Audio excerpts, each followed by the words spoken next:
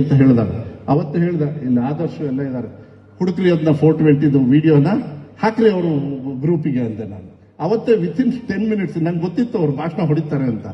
ಈಗ ವಿಧಾನಸೌಧದೊಳಗೆ ಭಾಷಣ ಹೊಡಿತಾರೆ ಇವರೆಲ್ಲ. ಏನಂತ ಗೊತ್ತಾ?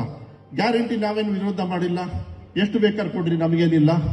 ಒಂದು ತಿಳ್ಕೊಳ್ಳಿ, ಈ 2.5 ವರ್ಷದೊಳಗೆ 1,15,000 ಕೋಟಿ ಇವತ್ತು ಬಡವರಿಗೆ ನೇರವಾಗಿ ಯಾವುದೇ ತರದ ಕಮಿಷನ್ ಇಲ್ಲದೆ ನೇರವಾಗಿ ಕೊಟ್ಟಿರ್ತಕ್ಕಂಥ ಯಾವ್ದಾದ್ರು ಸರ್ಕಾರ ಇದ್ರೆ ಇವತ್ತು ನಮ್ಮ ಕಾಂಗ್ರೆಸ್ ಪಕ್ಷದ ಇವತ್ತು ಕರ್ನಾಟಕ ರಾಜ್ಯದಲ್ಲಿ ಯಾರಿಗೆ ಕೊಟ್ಟಿದ್ದೀರಿ? ಎಲ್ಲ ಹಗರಣಗಳಾಗಿದ್ದಾವೆ, ಎಲ್ಲೂ ಹಗರಣ ಆಗಿಲ್ಲಲ್ಲ, ಸ್ಟ್ರೈಟ್ ಆಗಿ ಹೋಗ್ತದೆ. ಮೊನ್ನೆ ಒಂದ್ ಕಡೆ ಹೇಳಿದ್ರು ಇಲ್ಲಿರ್ತಕ್ಕಂಥ ಶಾಸಕರು, ಇಲ್ಲೊಬ್ಬ ಇದಾನೆ ಉಸ್ತುವಾರಿ ಸಚಿವ, ಒಂದು ಟೀಚರ್ ಕೂಡ ಯೋಗ್ಯತೆ ಇಲ್ಲ ಅಂತ. ನೋ ಪ್ರಾಬ್ಲಮ್, ಯೋಗ್ಯತೆ ನಂದು ಕೇಳ್ತಾರಲ್ಲ.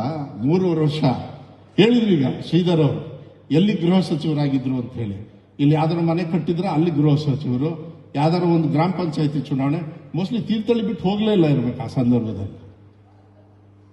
ಅಡಿಕೆ ಬೆಳೆಗಾರರಿಗೆ ಏನಂತ ಹೇಳಿದ್ರು? ಅಡಿಕೆ ಹಾನಿಕರ ಅಂದವರು. ಇಲ್ಲಿ ಬಂದು ಭಾಷಣ ಮಾಡಿ ಅಮಿತ್ ಶಾ ಅವರು ನಿಮ್ಮನ್ನೆಲ್ಲ ನಂಬಿಸಿ 10 ವರ್ಷದ ಹಿಂದೆ ಪುಕ್ಷಟೆ ಓಟ್ ಹಾಕ್ಸ್ಕೊಂಡು ಇವತ್ತೇನಾದ್ರು ತಿರುಗಿ ನೋಡಿದಾರನ್ರಿ? ಇವತ್ತು ಮೆಕ್ಕೆಜೋಳ ಮೊನ್ನೆ ಕ್ಯಾಬಿನೆಟ್ ಅಲ್ಲಿ ಸರ್ ಮೊನ್ನೆ ಚರ್ಚೆ ಆಯಿತು. ಈ ಮೆಕ್ಕೆಜೋಳಕ್ಕೆ 2,400 ರೂಪಾಯಿ ಬೆಂಬಲ ಬೆಲೆ ಅಂತ ಹೇಳಿ ಕೇಂದ್ರದವರು ಫಿಕ್ಸ್ ಮಾಡಿಬಿಟ್ಟಿದ್ದಾರೆ. ಮಾತ್ರ ಅವರೇ ಬರೀತಾರೆ ಲೆಟ್ರು, ಯಾವುದೇ ಕಾರಣಕ್ಕೂ ನೀವು ಜೋಳನ ತಗೋಬೇಡ್ರಿ, ಖರೀದಿ ಇಲ್ಲ. ಈಗ ಇವರು ಪುಕ್ಷಟೆ ಭಾಷಣ ಮಾಡೋದು ಏನಂದ್ರೆ ಖರೀದಿ ಮಾಡ್ರಿ. ಕಬ್ಬಿಂದು ಬೆಂಬಲ ಬೆಲೆ ಅವ್ರು ತಾನೇ ಫಿಕ್ಸ್ ಮಾಡಿದ್ದು, ಕೊಡ್ಬೇಕಾದವ್ರು ಯಾರು? GST ಕಲೆಕ್ಷನ್ ಅಲ್ಲಿ ಎಷ್ಟು ನಮಗೆ ಬಂದಿದೆ? ಅದನ್ನ ಕೇಳಿದ್ರೆ ಯಾರಾದ್ರೂ ಒಬ್ರು ಏನಾದ್ರು ಇದ್ರ ಬಗ್ಗೆ ಮಾತಾಡಿದಾರಾ? ಇಲ್ಲೊಬ್ಬ ಉಸ್ತುವಾರಿ ಸಚಿವರಿದ್ದಾರೆ, ಒಂದು ಟೀಚರ್ ಕೂಡ ಯೋಗ್ಯತೆ ಅಲ್ಲ.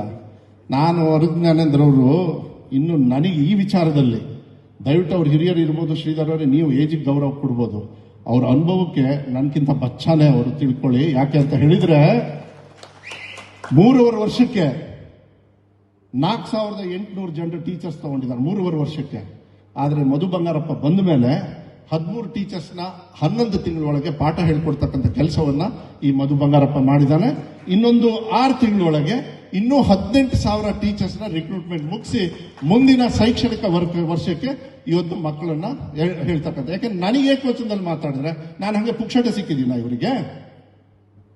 ನೀವು ಈ ಮನೋಭಾವನೆಯನ್ನು ಇಟ್ಕೋಬೇಕು. ಹೊಡಿರಿ ಅಂತ ಹೇಳಲ್ಲ, ತೀಕ್ಷ್ಣವಾಗಿ ವಾಪಸ್ ಕೊಡೋದು ಕಲಿಬೇಕಾಗತ್ತೆ. ಅಧಿಕಾರ ಸುಮ್ಮನೆ ಪುಕ್ಷಟೆ ಬರಲ್ಲ. ಬಂದಾಗ ನಮ್ಮ ಬಗ್ಗೆ ಸುಳ್ಳು ಹೇಳಿದಾಗ ಅವ್ರನ್ನ ತೀಕ್ಷ್ಣವಾಗಿ ವಿರೋಧ ಮಾಡಬೇಕಾಗತ್ತೆ. ನಾವು ಮಾಡಿರ್ತಕ್ಕಂಥ ಕೆಲಸ ನಾವು ತಗೊಂಡು ಹೋಗ್ಲಿಲ್ಲ ಅಂದ್ರೆ ಸರ್ ನೀವು ಸ್ವಲ್ಪ ಬಹಳ ಸಾಫ್ಟ್ ಸರ್. ನಾವು ಬಂಗಾರಪ್ಪ ಅವರು ಕ್ಯಾರೆಕ್ಟರು ಹಿಂದೆ ಮುಂದೆ ನೋಡಲ್ಲ, ನಾವು ತಲೆನೂ ಕೆಡ್ಸ್ಕೊಳಕ್ಕಲ್ಲ. ನನಗಿರೋದು ಒಳ್ಳೆ ದಾರಿ. ಆದ್ರೆ ಪುಕ್ಷಟ ಅನ್ಸ್ಕೊಳ್ಳೋ ಮಧು ಬಂಗಾರಪ್ಪನೂ ಅಲ್ಲ, ನನಗೆ ಗೊತ್ತಿದೆ, ಅದನ್ನ ವಾಪಸ್ ಕೊಡ್ತೀನಿ ನಾನು ಅದನ್ನ. ನಾನು ಯಾಕಂದ್ರೆ ಇದಾಗೋದಿಲ್ಲ ಸರ್, ಇದನ್ನ ನಾವು ಒಪ್ಪಂತದ್ದಾಗೋದಿಲ್ಲ. ಯಾಕೆಂದ್ರೆ ನಾವು ಕೂಡ ಗೌರವದಿಂದ ಬಂದಿರ್ತೀನಿ. ನನಗೆ ಏಕವಚನದಲ್ಲಿ ಮಾತಾಡ್ತಾನೆ ಅಂತ ಹೇಳಿದ್ರೆ, ಸೊರಬ ಕ್ಷೇತ್ರದಲ್ಲಿ 45,000 ಲೀಡಲ್ಲಿ ಗೆದ್ದು ಬಂದಿರೋ ಮಧು ಬಂಗಾರಪ್ಪ ನಮ್ಮ ಕಾಂಗ್ರೆಸ್ ಪಕ್ಷದ ಮುಖಂಡರಿಗೆ, ನಾಯಕರುಗಳಿಗೆ ಅವಮಾನ ಮಾಡಿದಾಗ, ಈ ರಾಜ್ಯ ಸರ್ಕಾರಕ್ಕೆ ಮಾಡಿದಾಗ ನಿಮಗೆ ಮಾಡ್ತಾರೆ ಅಂತ ಹೇಳಿದ್ರೆ, ನಾನು 420 ಅಂತ ಹೇಳಿ ಒಂದು ಗ್ಯಾರಂಟಿ ಕರೀತಾರೆ ಅಂತ ಹೇಳಿದ್ರೆ, ಇವ್ರು ಹಂಗಾರೆ ಏನು 420 ಇರ್ಬೋದು ಹೇಳ್ರಿ ನೋಡೋಣ. ಈ ದೇಶದಲ್ಲಿ ಯಾರಾದ್ರೂ ಮೋಸ್ಟ್ಲಿ ನನಗೆ ಗೊತ್ತಿರೋ ಪ್ರಕಾರ 420 ಅಂತ ಕರೆದಿರೋದು ಮೋಸ್ಟ್ಲಿ ಅರಗ ಜ್ಞಾನೇಂದ್ರ ಒಬ್ಬರೇ ಅನ್ಸುತ್ತೆ. ಇವತ್ತು ಏನಾರು ಈ ರಾಜ್ಯದಲ್ಲಿ 420 ಇದ್ರೆ ಅದು ಅರಗ ಜ್ಞಾನೇಂದ್ರ ಒಬ್ಬರೇ ಅಂತ ಹೇಳಿ ನಾನು ಹೇಳ್ಬೇಕಾದ್ರೆ ಅನಿವಾರ್ಯವಾಗಿ ನನ್ನ ಬಾಯಲ್ಲಿ ಮಾತನ್ನು ಹೇಳಿಸಿದ್ದಾರೆ. ಅವ್ರ ಏಜಿಗಲ್ಲ, ಆದ್ರೆ ಅವರ ಆ ತೀಕ್ಷ್ಣವಾಗಿರ್ತಕ್ಕಂಥ ಅದನ್ನ ಏನು ಅರ್ಥ ಆಗ್ತದೋ ಇಲ್ಲವೋ ನನಗಂತೂ ಗೊತ್ತಿಲ್ಲ. ಒಂದು ದಿವಸ ಏನಾದ್ರು ಹೋಗಿ ನಮ್ಮ ಪರವಾಗಿ GST ತಗೊಳ್ತಾರೆ, ಬೆವರು ಸುರಿಸಿ ನೀವು ತಗೊಳ್ತಾ ಇದ್ರು. ಮಧು ಬಂಗಾರಪ್ಪ ಏನ್ ಕೆಲಸ ಮಾಡಿದ ಗೊತ್ತೇನು ಹೇಳ್ತೀನಿ. 2ನೇ ಎಕ್ಸಾಮು 3ನೇ ಎಕ್ಸಾಮು ಮಾಡಿದ್ವಿ, ಹೌದಾ? ನಿಮ್ಮ ಮಕ್ಕಳದು 2ನೇ ಎಕ್ಸಾಮ್ 3ನೇ ಎಕ್ಸಾಮ್ ಅಂತ ಹೇಳಿ ನಾನು ಇದನ್ನ ಹೇಳ್ಬೇಕಾಗುತ್ತೆ. ಆ ಬಡವರಿಗೆ 2ನೇ ಎಕ್ಸಾಮಿಗೆ 3ನೇ ಎಕ್ಸಾಮಿಗೆ ನಾವು ಫೀಸ್ ತಗೊಳ್ಳಿಲ್ಲ ಸರ್. ತಮಗೆ ಗೊತ್ತಿದೆ 130 ರೂಪಾಯಿ ತಗೊಳ್ತೀವಿ ಒಂದ್ಸತಿ ಫೇಲ್ ಆದ್ರೆ ಮಕ್ಕಳು, ನಾವು ತಗೊಳ್ಳಿಲ್ಲ.